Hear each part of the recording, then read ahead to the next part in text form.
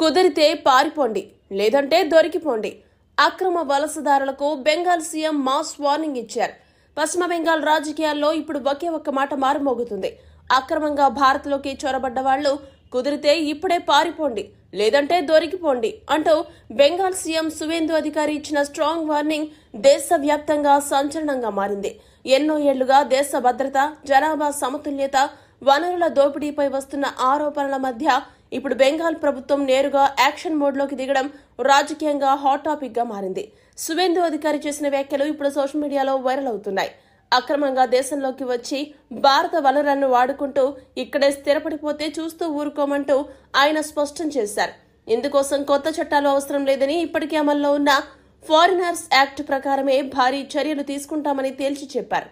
ముఖ్యంగా అక్రమ బంగ్లాదేశీ వలసదారులపై ప్రత్యేక దృష్టి పెట్టిన ప్రభుత్వం గుర్తింపు ప్రక్రియ, పత్రాల పరిశీలన, స్థానిక నెట్వర్క్లపై విచారణ వంటి చర్యలను వేగవంతం చేయనున్నట్టు సమాచారం. ఇక ఇండియాలో అక్రమంగా ఉంటూ పట్టుబడితే జైలుకు పంపి భారత పన్ను చెల్లింపుదారుల డబ్బులు వృధా చేయమంటూ సువేందు అధికారి చేసిన వ్యాఖ్యలు మరింత చర్చకు దారితీస్తాయి. వాళ్లు బంగ్లాదేశ్ పౌరులైతే తిరిగి తీసుకోవడం ఆ దేశ బాధ్యత అని స్పష్టం చేశారు. ఈ వ్యాఖ్యలు కేవలం రాజకీయ విమర్శలుగా కాకుండా నేరుగా ప్రభుత్వ విధాన సంకేతాలుగా కనిపిస్తున్నాయని విశ్లేషకులు సైతం చెబుతున్నారు. ఇక సోషల్ మీడియాలో అయితే ఈ అంశంపై భారీ చర్చ నడుస్తోంది. కొందరు సువేందు అధికారిని దేశ భద్రత కోసం కఠిన నిర్ణయాలు తీసుకుంటున్న నాయకుడిగా ప్రశంసిస్తూ ఉంటే, ఎప్పటిలాగే మరికొందరు ఈ వ్యాఖ్యలపై విమర్శలు చేస్తున్నారు. కానీ ఒక్క విషయం మాత్రం స్పష్టంగా కనిపిస్తుంది. బెంగాల్ రాజకీయాల్లో ఇప్పుడు పూర్తిస్థాయి మార్పు మొదలైంది. గతంలో ఓటు బ్యాంకు రాజకీయాల పేరుతో వదిలేసిన అంశాలను ఇప్పుడు నేరుగా టచ్ చేస్తూ ప్రభుత్వం దూకుడు పెంచుతోంది.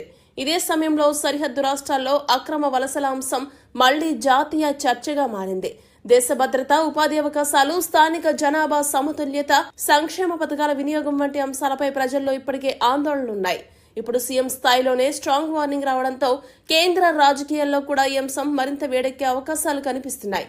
ఇక సువేందు అధికారి అభిమానులు మాత్రం సోషల్ మీడియాలో ఇదే అసలైన నాయకత్వం అంటూ పోస్టులు పెడుతున్నారు. చట్టం ముందు ఎవరైనా ఒకటే అనే సందేశాన్ని సీఎం చాలా క్లియర్ గా ఇచ్చారని చెబుతున్నారు. ముఖ్యంగా యువతలో ఈ వ్యాఖ్యలు భారీ చర్చకు దారితీశాయి. వీడియోలు, రీల్స్, డిబేట్లు ఇప్పుడు ఇదే అంశంపై నడుస్తున్నాయి. మరోవైపు ప్రతిపక్షాలు మాత్రం ఈ వ్యాఖ్యలపై స్పందించేందుకు సిద్ధమవుతున్నాయి. కానీ అధికార పక్షం మాత్రం వెనక్కి తగ్గే పరిస్థితిలో కనిపించడం లేదు. అక్రమ చొరబాట్లపై రాజీ ఉండదు అనే సందేశాన్ని ప్రభుత్వం స్పష్టంగా ఇస్తోంది. మరి సువేందు అధికారి చేసిన ఈ స్ట్రాంగ్ కామెంట్స్ పై మీ అభిప్రాయం ఏంటి? మీ అభిప్రాయాన్ని కామెంట్ చేయండి. అలాగే ఇలాంటి హాట్ పొలిటికల్ అప్డేట్స్ కోసం పవన్ టీవీ న్యూస్ నెట్వర్క్ ను సబ్స్క్రైబ్ చేసుకోండి.